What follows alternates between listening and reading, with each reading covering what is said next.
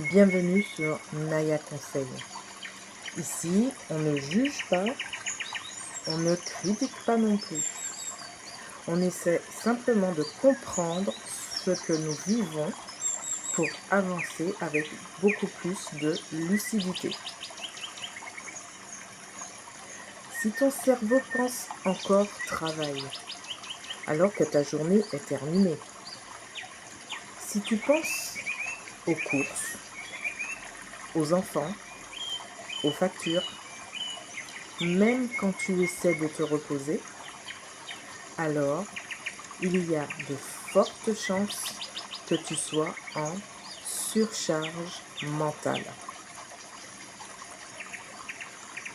Alors aujourd'hui, on va essayer de comprendre pourquoi ton cerveau ne s'arrête jamais. Alors, dans le premier épisode, nous avons parlé de ce que c'était que la surcharge mentale, le stress. Mais beaucoup de personnes se posent la vraie question. Pourquoi mon cerveau continue-t-il de réfléchir même quand je suis fatiguée? Pourquoi?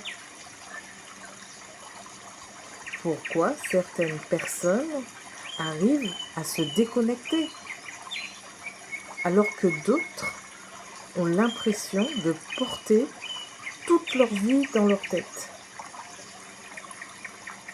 Donc pour comprendre ça, il faut parler de charge mentale invisible. Alors, qu'est-ce que c'est la charge mentale invisible? C'est déjà alors, il faut se dire que c'est déjà un poids qui est invisible et qu'on doit gérer. Alors, la surcharge mentale n'est pas seulement une question de travail ou de fatigue, mais c'est aussi une question de responsabilité permanente. Alors déjà, je vais expliquer la surcharge mentale et ensuite je vous donnerai quelques exemples. Ça va très vite.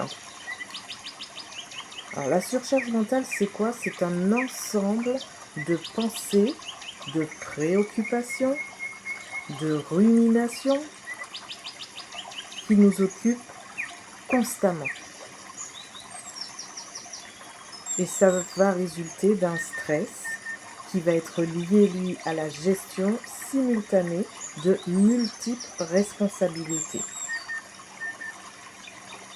Alors, je vous donne, pour bien comprendre, un exemple, ou même 2-3 exemples. Alors, par exemple, vous devez penser aux rendez-vous que vous avez pour la journée, dans la journée, les rendez-vous, de toutes sortes de rendez-vous que vous avez pris, vous devez y penser.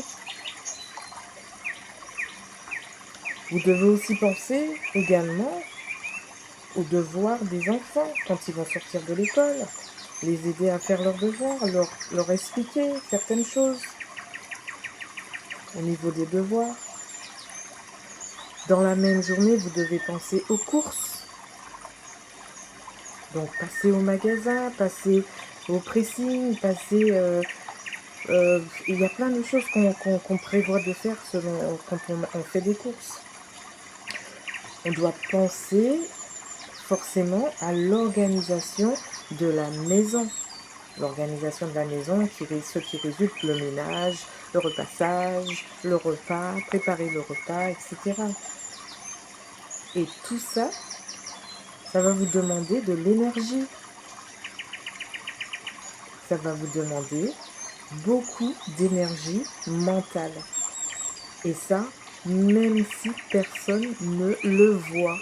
C'est pour ça qu'on dit que c'est un poids qui est invisible à gérer et c'est pour ça qu'on appelle ça la charge mentale invisible. Parce que tout est dans la tête, donc personne ne voit ça. Si vous êtes devant quelqu'un et que vous lui souriez, jamais il va penser que vous êtes en surcharge mentale. Si vous êtes là à discuter avec lui ou avec elle. C'est pour ça qu'on dit que c'est une charge mentale invisible. Donc, je vais prendre un exemple pour vous raconter une petite histoire, une petite story. On va prendre l'exemple de Sophie. Donc Sophie, elle travaille toute la journée. Elle rentre le soir.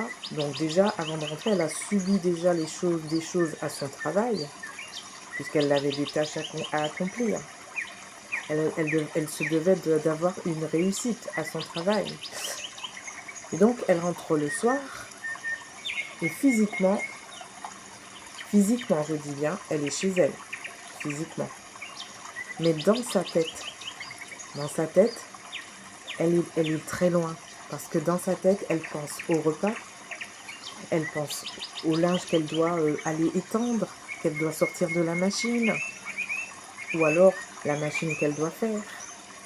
Elle pense au rendez-vous qu'elle a eu dans la journée, chez le médecin, à l'école peut-être pour aller voir le professeur. Elle pense à ce qu'elle a sans doute oublié dans la journée. Elle pense même à ce qu'elle doit faire demain. Donc son corps est à la maison, mais son cerveau, lui, travaille encore. Voilà, vous voyez, vous comprenez cette petite différence? Le cerveau est tout le temps en train de travailler. Il est tout le temps connecté en fait.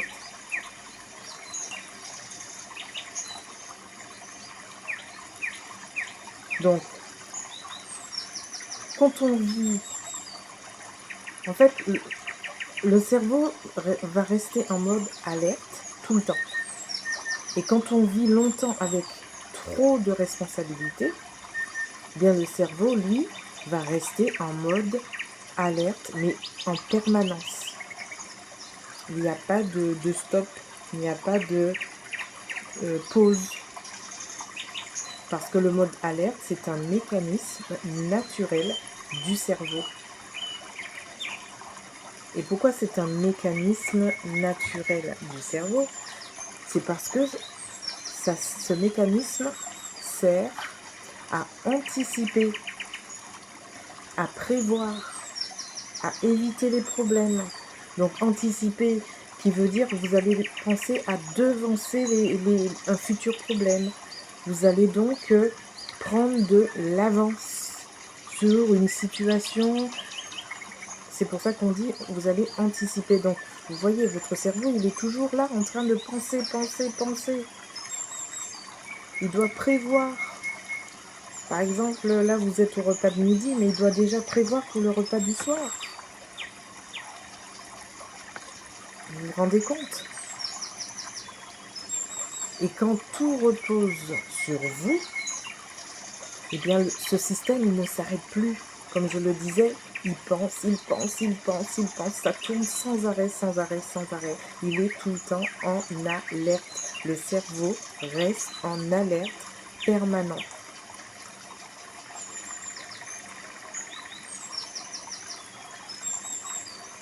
Alors pourquoi?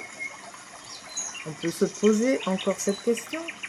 Pourquoi certaines personnes sont plus touchées que d'autres? Pourquoi certaines personnes sont beaucoup plus touchées par la surcharge mentale? Alors, qui on pourrait mettre dans cette liste de personnes qui peuvent être touchées par cette surcharge mentale? Là, par exemple, je viens de parler de Sophie. Sophie, c'est une maman. Donc, c'est un parent. Donc, on pourrait mettre déjà les parents. On peut aussi mettre dans cette liste les personnes qui ont de grandes responsabilités. Donc, les personnes, on va dire, très responsables.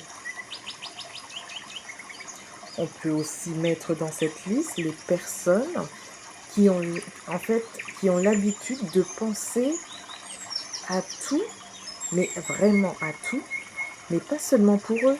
Ils pensent à tout pour tout le monde. les enfants, le mari, la maman, le papa, la sœur, le cousin, enfin, je rajoute au fur et à mesure, mais c'est un peu ça. Il va penser, mais pas seulement pour lui, mais pour tout le monde. Et on peut mettre également les personnes qui veulent que tout soit bien fait. Voilà, pas fait à moitié, pas fait un tout petit peu, mais que ça soit bien fait. Et donc, petit à petit, le cerveau de ces personnes-là qu'on a mis dans cette liste, peut-être qu'il y en a encore d'autres qu'on pourrait trouver, mais on va pas s'étendre. Donc, petit à petit, le cerveau, eh bien, il ne sait plus se reposer, tellement il pense à beaucoup de choses.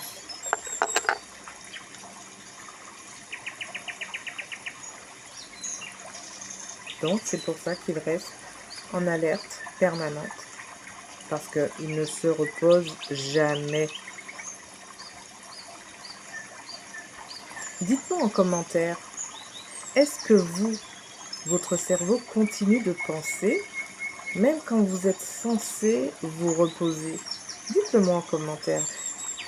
Si c'est le cas, écrivez simplement moi en commentaire, juste MOI. Vous verrez le nombre de personnes qui vivent la même chose. Et oui, juste écrivez moi, MOI, en commentaire. Et vous verrez le nombre de personnes qui sont comme vous, comme moi, comme d'autres personnes. Et on est énormément de personnes qui vivent cela. Alors j'ai un message pour vous. La surcharge mentale n'est pas un manque de force, mais ce n'est pas non plus une faiblesse. Alors c'est quoi? Eh bien, c'est le signe que vous avez porté trop de choses, et cela pendant trop longtemps. Voilà pour l'épisode 2, dont le titre était La surcharge mentale.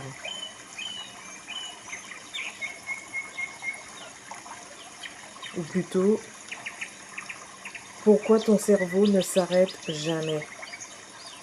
On peut aussi donner ce titre-là.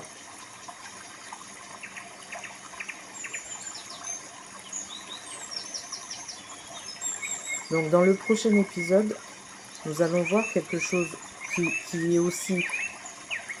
a aussi son importance.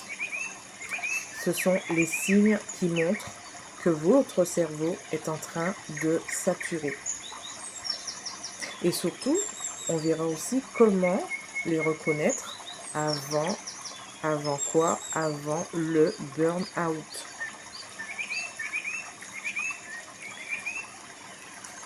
Alors, si ces vidéos vous aident à comprendre une situation, à comprendre votre vie avec un peu plus de clarté, eh bien, pensez à vous abonner à Naya Conseil pour ne rater aucune autre vidéo. Et ensemble, on continuera d'évoluer. Donc, je vous dis à bientôt pour l'épisode 3. Et en attendant, prenez soin de vous.